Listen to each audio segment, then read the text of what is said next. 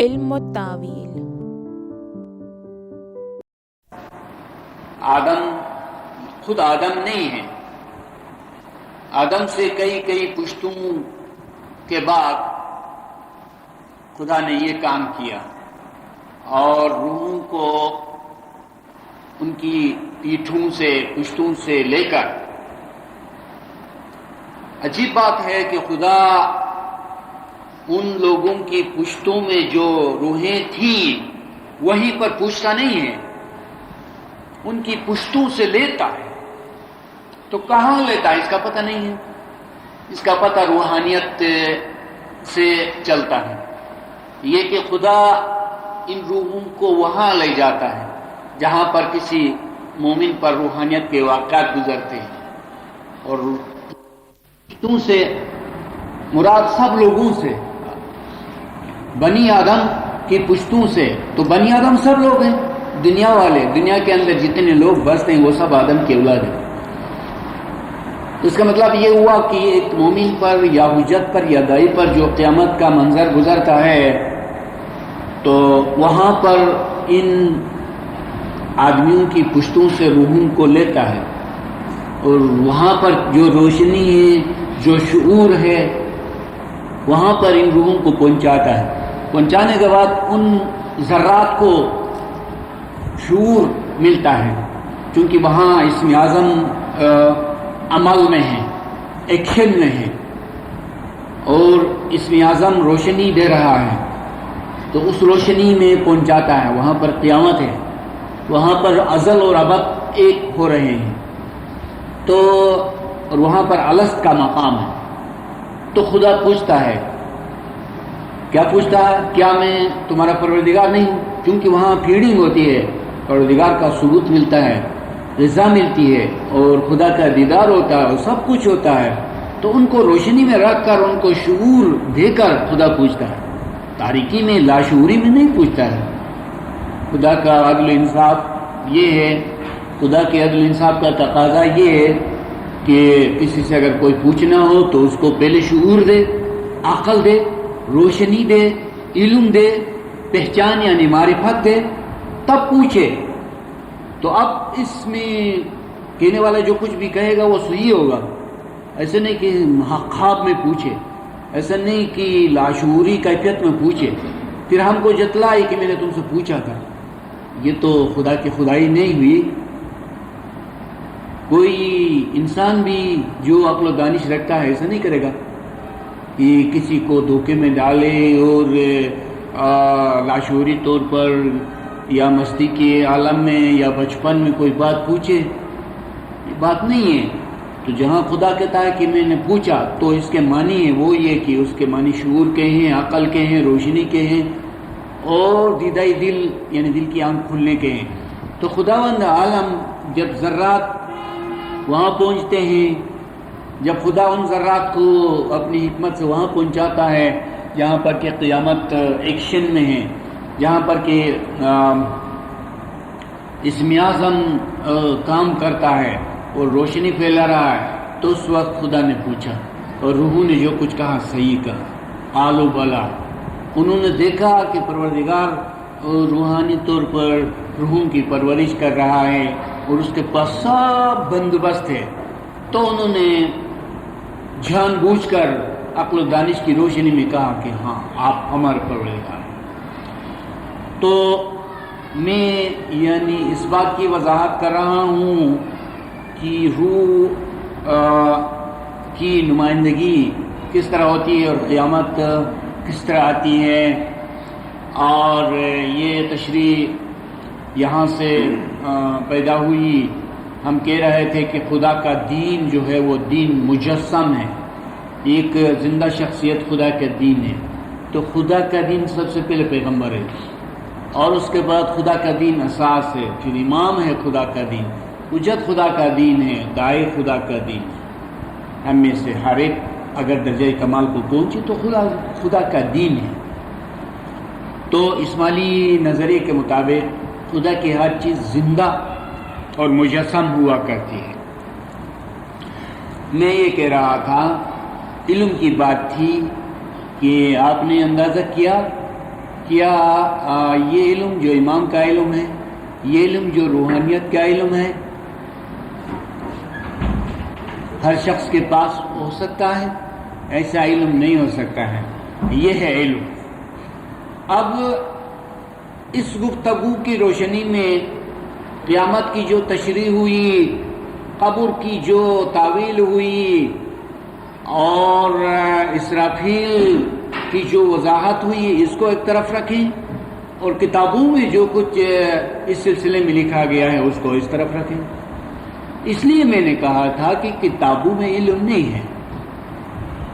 ابھی آپ کو اندازہ ہوا ہوگا کہ کتابوں میں اصل چیز نہیں ہے،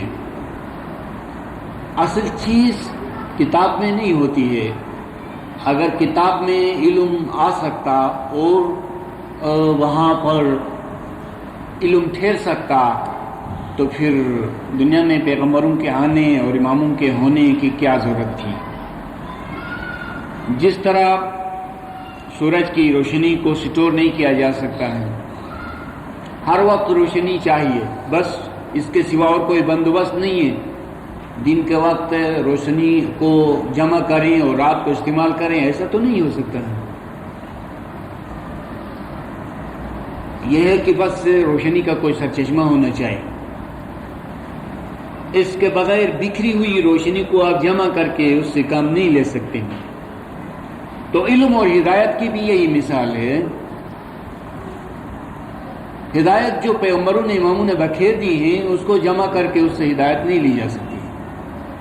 اگر ہدایت اس سے مل سکتی ہے تو آپ اس تذکرے میں غور کریں جو میں نے ابھی بتایا کہ اصل علم کیا ہے اور نقلی علم کیا ہے، اس کی میں نے مثال دی۔ بہرحال یہ آپ کو احساس دلانے کے لیے ہے کہ براہ راست علم حاصل کرنے کے لیے کوشش کی جائے، یا تازہ ترین علم کو جس طرح حاصل کرنا چاہیے یا جس طرح سننا چاہے اس طرح سے سنا جائے، اور اس کے بغیر ہماری روح کی تکمیل نہیں ہو سکتی ہے، اور روح کا مقصد پورا نہیں ہو سکتا ہے۔ اور جب تک لوگوں کو اس روحانی علم کا پتہ نہیں ہے تو وہ کتاب کی باتوں کو علم ہی سمجھتے ہیں اور اس کا نام علم رکھتے ہیں۔ اور دیکھیے، اگر آج اسلام کے سب فرقے حق پر ہوتے اور ان کو ہدایت ملتی تو وہ الگ الگ نہیں ہوتے، ایک ہی اسلام ہوتا۔ اسلام کے اتنے کثرت سے فرقے نہیں ہوتے۔ ظاہر ہے کہ جس چیز کو انہوں نے ہدایت سمجھ رکھی ہے وہ ہدایت نہیں ہے۔ ہدایت اس چیز کو کہنا چاہیے جس کے نتیجے میں کوئی منزل مقصود کی طرف گامزن ہو جائے۔ تو اگر ان سب کا رستہ ایک ہوتا اور سب ہدایت کے رستے پر چلتے تو آج ایک دوسرے سے اختلاف نہیں کرتے۔ ظاہر ہے کہ سب حق پر نہیں ہو سکتے ہیں، ان میں سے صرف ایک جماعت حق پر ہے جو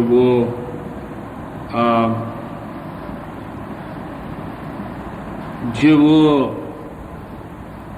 ہدایت والی جماعت ہے اور امام کی جماعت ہے۔ ویسے تو دنیا کا اصول ہے کہ ہر کوئی اپنے کو حق قرار دیتا ہے، اپنی بات کو حق جتلاتا ہے اور دوسرے کو باطل قرار دیتا ہے، لیکن نہیں، حق جو ہے وہ حق ہے، جو راستی ہے سچائی ہے، جو ہدایت ہے وہ ہدایت ہے۔ بہرحال ہمیں شکر گزاری اگر کرنی ہے تو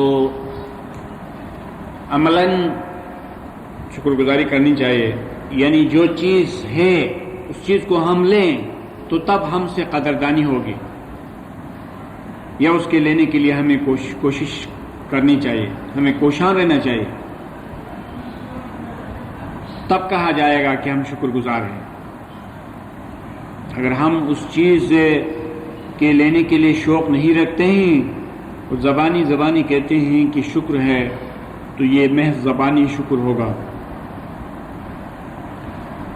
ہمیں سخت محنت کرنے کی ضرورت ہے، کیونکہ یقین ہے کہ جس راستے پہ چل رہے ہیں وہ کامیابی کا راستہ ہے اور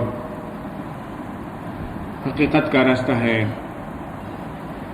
جب ہم کو یقین ہے کہ ہم راہ راست پر ہیں تو ہمیں چلنے میں سستی نہیں کرنی چاہیے.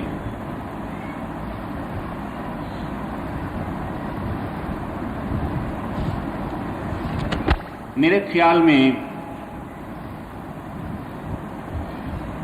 عرصے سے ہم اپنی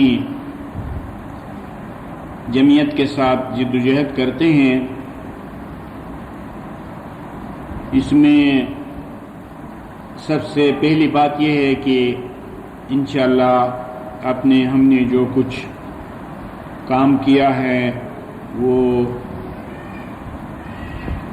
اپنی جماعت اور اپنے مذہب کے لیے بہت ہی مفید کام ہے، لیکن اس کے ساتھ ساتھ ہماری خواہش ہے کہ ہمارے عزیز خود بھی علم کی نعمتوں سے فائدہ اٹھائیں. دوسروں کو فائدہ اٹھانے میں ذرا بھی شک نہیں ہے. جو کچھ کارنامے انجام دیے گئے ہیں وہ سب دوسرے اسماعیلیوں کے لیے بہت ہی مفید اور بہت ہی نتیجہ خیز ہیں. تاہم اپنے طور پر بھی زیادہ کوشش کی جائے، یعنی علم کی دولت سے مالا مال ہو جائیں. اور اس میں مایوسی کی بات نہیں ہے. اب تک آپ نے جو کچھ ذاتی طور پر سیکھنے سمجھنے کے سلسلے میں کوشش کی ہیں وہ بھی قابل قدر ہے، لیکن میں چاہتا ہوں کہ زیادہ سے زیادہ روحانی علم کی دولت سے مالا مال ہو جائیں تو زیادہ بہتر ہے، تاکہ اس سے خاطر خواہ فائدہ ہو. آپ جو قربانیاں دے رہے ہیں، جو خدمت انجام دے رہے ہیں، وہ بھی مثال ہے اور کافی کارنامے ہوئے ہیں. میں ہر بار کہتا ہوں، اور لیکن اب اور زیادہ سے زیادہ خود کو علم کی دولت سے آراستہ کریں اور علم کے زیور سے خود کو سجائیں تو زیادہ بہتر ہوگا اور بہت ہی اچھا رہے گا کہ آپ نے خود کو علم کی دولت سے مالا مال کیا اور دوسروں کو بھی مالا مال کرنے کے لیے خدمات انجام دی. تو بہت زیادہ اس میں کوشش ہو. اور ساتھ ہی میں یہ بھی چاہتا ہوں کہ ہماری جمعیت میں سے بہت بڑے بڑے اسکالر پیدا ہو جائیں تو پھر ہمیں بہت ہی خوشی ہوگی اور ہمارے لوگوں کو اس کا احساس ہوگا کہ ہمارا جو کام تھا وہ بہت اچھا تھا اور مفید کام تھا، کہ ہم نے نہ صرف کتابیں بکھیر دی بلکہ اسکالر بھی پیدا کیے. ایسا ہونا چاہیے، یہ ہماری نیت ہے اور یہ ہماری دعا ہے. اس کے لیے آپ کو جو بھی اچھا مشورہ سوجے وہ کہیں کہ کس طرح ہم زیادہ سے زیادہ علم کو کمائیں. یعنی پہلے خود کو علم سے، علم کی دولت سے، علم کے خزانوں سے مالا مال کرے. ہمیں جو نئی عمر کے ہیں ان کو بہت زیادہ علم دیں، ہمیں جو زیادہ قابل ہیں ان کو زیادہ حوصلہ دیں کہ وہ ہماری جمعیت کی طرف سے ہماری جماعت کو سمجھائیں، علم دے اور جہالت کے خلاف جنگ کریں، اور جن باتوں میں ہماری کمزوری ہے ان میں جماعت کو سمجھائیں، افراد کو سمجھائیں، اور جماعتی لیول پہ کام کریں، انفرادی طور پہ کام کریں، اور وعظ و نصیحت ایسی ہو کہ لوگ حیرت زدہ ہو جائیں اور ان کو تعجب ہو اور ان کو فائدہ ہو۔ تو یہ ہونا چاہیے۔ ایک طرح سے یہ جمعیت ایک ٹریننگ سینٹر کی طرح ہونا چاہیے۔ ان مجالس سے زیادہ علمی فائدہ ہونا چاہیے۔ کبھی کبھار ہم عبادت بندگی بھی کریں گے، گریہ وزاری بھی کریں گے، چونکہ ہمارے پاس، ہماری جمعیت کے پاس بہت سی چیزیں ہیں، بہت سے طریقے ہیں، اور جیسی جگہ ہوگی اس کے مطابق ہم کام کریں گے۔ اگر ہم ٹیکری پر ہیں یا کسی ایسی جگہ پر ہیں تو وہاں پر ہم گریہ وزاری بھی کریں گے، اور اگر ہم ایسی جگہ پر ہیں کہ جہاں پر خاموشی سے عبادت کرنی چاہیے یا علم کی باتیں بتلانی چاہیے تو وہ بھی ہونا چاہیے۔ تو ہمارے پاس ہر قسم کے طریقے ہیں، ان طریقوں سے فائدہ اٹھا کر خود کو اور دوسروں کو طاقت پہنچانا چاہیے۔ میں یہ بہت پسند کرتا ہوں کہ ہر بار اجتماع میں آنے کے بعد نئی باتیں ملیں تاکہ ممبران کو فائدہ ہو، ان کو دلچسپی ہو۔ ہر بار ایک نہیں بلکہ کئی نئی باتیں ملیں، تاویل کی، حکمت کی، روح کی، قیامت کی، فرشتوں کے، امام کی، تاکہ ان کو معلوم ہو کہ امام کا علم کیسا علم ہے، روحانی علم کیسا علم ہے، اور معرفت کیا چیز ہوتی ہے، روحانیت کس چیز کا نام ہے، کتنا انقلابی علم ہے روحانی علم۔ تو بے شک ہمارے نظریات میں انقلاب آوے تو آوے، اور انقلاب کے بغیر ترقی کیسے ہو؟ ترقی کرنی ہے تو انقلاب کی ضرورت ہے، اور انقلاب ہر مقام پر کامیاب ہے۔ انقلاب پرانی عمارت کو گرا کر نئی عمارت کو قائم کرنا، یہ بھی انقلاب ہے، اور اپنے نظریات کی تجدید کرنا اور ان کو دیکھنا، اور جس نظریے کی تجدید کی ضرورت ہو اس کی تجدید کرنا،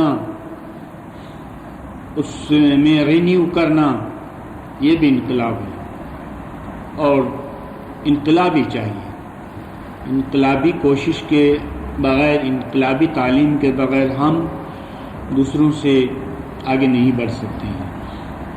ہم تو یہ چاہتے ہیں، کاش ہمارے پاس وقت ہوتا اور آپ سب کو شوق ہوتا تو میں قرآن کے اس سرے سے شروع کر کے اس سرے تک فلسفے کے طور پر، تاویل کے طور پر پڑھاتا، تو آپ کو پتہ چلتا کہ کس طرح امام کے پاس قرآن کا علم ہے، اور وہ کس طرح اپنے مریدوں کو پہنچاتا ہے۔ امام قرآن کی حکمت کس طرح سکھاتا ہے۔ جب ہم کبھی کہتے ہیں کہ امام معلم قرآن ہے تو بعض لوگوں کو اس بات سے تعجب ہوتا ہوگا، وہ سوچتے ہوں گے کہ کبھی کسی نے یہ نہیں دیکھا کہ امام کسی ہال میں بیٹھے اور قرآن پر لیکچر دیں۔ لوگوں کو امام کے معلم ہونے میں تعجب ہوتا ہوگا، حالانکہ جاننے والا ہی جانتا ہے کہ امام بے شک معلم قرآن ہے، وہ نور قرآن ہے، وہ آسمانی کتاب کے معلم ہیں، اس کی تعلیم روحانی طور پر ہے، جس طرح خدا نے آدم کو تعلیم دی تھی تو اس میں کچھ خدا سامنے آ کر کسی دنیوی ملا مولوی کی طرح مکتب میں بیٹھ کر آدم کو درس نہیں دیا تھا. خدا نے آدم کو جو علم الاسماء کی تعلیم دی تھی وہ معجزانہ تعلیم تھی، وہ روحانی تعلیم تھی، وہ آٹومیٹک تھی. دنیا میں بھی دو طرح سے کام ہوا کرتا ہے. مادی کاموں کی مثال لیں تو کچھ کام ایسے ہیں کہ یعنی وہ ہاتھ سے ہینڈ سے ہوتا ہے، کچھ کام ایسے ہیں کہ بس یہ بٹن کو دبائیں وہ کام خود بخود ہوتا رہے گا. جب انسانوں کی یہ ہمت ہے کہ ان کی بنائی ہوئی مشینوں سے آٹومیٹک کام چلتا ہے تو کیا خدا پیغمبر اور امام کے لیے یہ ناممکن ہے کہ وہ کچھ عجیب طریقے سے تعلیم دیں؟ اس میں کیا شک ہے؟ مومن کے لیے کوئی شک نہیں ہے، لیکن سمجھنے کی ضرورت ہے، مثال کی ضرورت ہے کہ روحانی تعلیم معجزاتی تعلیم ہے، وہ میریکلس ہیں، وہ خود بخود دلوں میں اور دماغوں میں ہوتی رہتی ہے. اور جس کی مثال کی طرف میں نے تھوڑا سا اشارہ کیا ابھی کہ جب روحانیت کا واقعہ گزرتا ہے، جب انفرادی قیامت آتی ہے تو اس میں سب تعلیمات سامنے آتی ہیں، سب تعلیمات سامنے آتی ہیں اور اس میں قرآن کی بھی تعلیم ہے. ہمارے بھائیوں اور بہنوں میں سے ایسے بھی ہو سکتے ہیں جن پر قیامت گزری ہوئی ہوگی لیکن ان کے پاس ظاہری علم نہ ہونے کی وجہ سے وہ تعویل کو اور اپنے روحانی واقعات کو قرآن سے نہیں ملا سکتے ہوں گے. اس کے لیے دو چیزیں ان کی ضرورت ہے، ایک تو ظاہری علم کی ضرورت ہے، ایک روحانی عبادت کی ضرورت ہے. اگر ظاہری علم نہ ہو، قرآن کا ظاہری علم نہ ہو تو وہ ظاہری علم کو باطنی علم سے نہیں ملا سکتے ہیں. باور تو کرتے ہیں کہ ان پر جو کچھ گزر گیا لیکن وہ اس کو نہیں سمجھتے ہیں. اس لیے بڑے کام سے پیشتر یا اس کے ساتھ ساتھ ظاہری علم کی بھی ضرورت ہے، کیونکہ یقین کے 3 درجات ہیں. سب سے اوپر حق الیقین ہے، اس کے نیچے عین الیقین ہے، اس کے نیچے علم الیقین ہے. گویا عروج کا، ترقی کا پہلا زینہ علم الیقین ہے، دوسرا زینہ عین الیقین ہے، آخری زینہ یقین کا حق الیقین ہے. تو پہلا زینہ نہ ہو تو دوسرے زینے پر کس طرح چڑھا جا سکتا ہے؟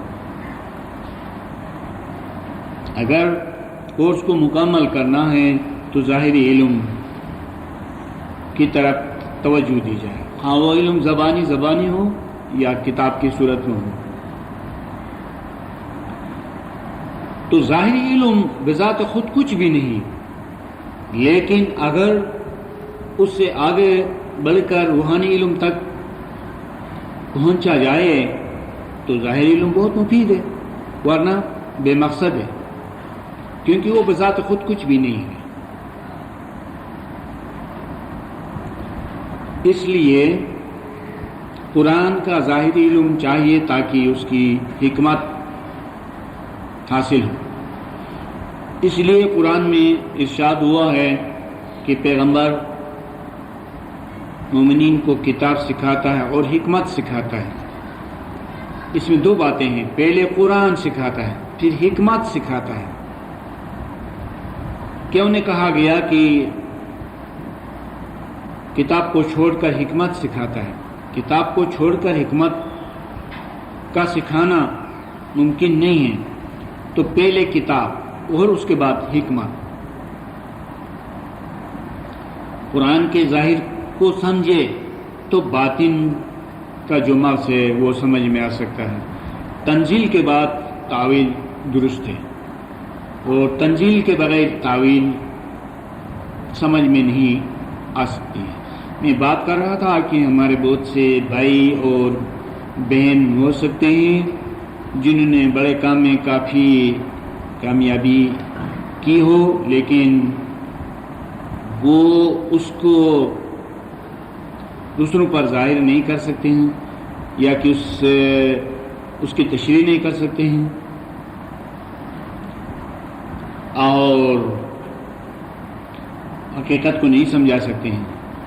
اور یہ بھی ہو سکتا ہے کہ امام بڑے پیمانے پر ترقی ان کو دیتا ہو جن کے پاس علم کی تیاری ہو. ہاں، بیت الخیال تک جانا اور خیالات کی روشنی دیکھنا یہ تو بہت ہی آسان بات ہے. اس کے لیے صرف ایمانداری اور تقوی اور شفقیزی کی تیاری کی ضرورت ہے. اور بڑا کام جس معنی میں بڑا کام ہے، یا بڑے کام کے سلسلے میں جو پیروں بزرگوں کا درجہ ہے اس تک پہنچنے کے لیے علم کی ضرورت ہے. اگر کسی کو معمولی سی ترقی کرنی ہے تو یہ معمولی سی ترقی ہو سکتی ہے.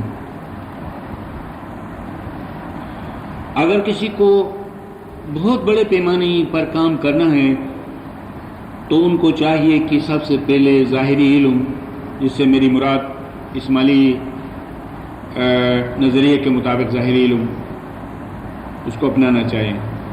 بزرگان دین کی کتابوں کو اور فلسفے کو، دینی فلسفے کو اور اس قسم کی چیزوں کو لینا چاہیے. یعنی علم الیقین جس کو کہتے ہیں. تو علم الیقین ہو تو عین الیقین ہو سکتا ہے. علم الیقین سے مراد صاف ستھرا علم، جس سے کہ ظاہری طور پر شکوک و شبہات کا ازالہ ہو سکتا ہو،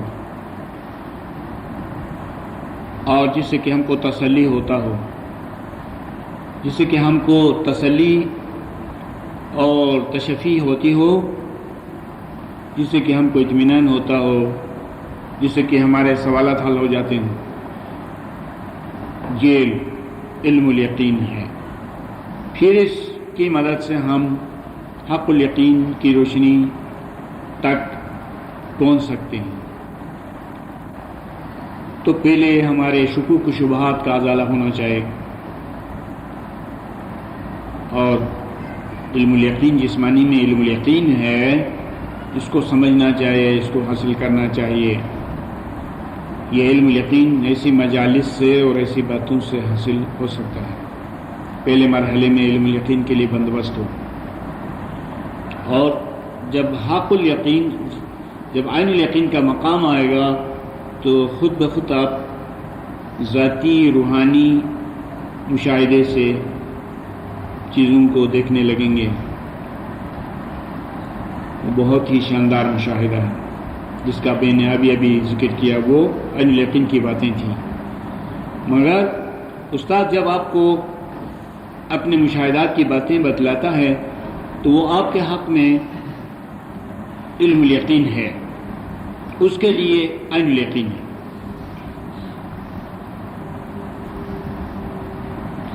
جس طرح کی علم غائب جب غائب سے ظہور ہوتا ہے، ظہور میں آتا ہے، تو وہ علم غائب نہیں رہتا ہے، وہ علم ظاہر ہو جاتا ہے. اسی طرح عین الیقین کی باتیں جب نیچے کو آتی ہیں استاد کی زبان کے ذریعے سے تو وہ علم الیقین کی باتیں بن جاتی ہیں. آسمان کی چیز جب زمین پر آتی ہیں تو وہ زمینی چیز بن جاتی ہے. بادل سے جب بارش برستی ہے تو زمین پر بہنے والے پانی کو بادل نہیں کہا جاتا ہے. وحی کے ذریعے سے جب علم کی چیزیں ظاہر ہو جاتی ہیں تو وہ علم ہی تنزیل ہی ہوتی ہے. اسی طرح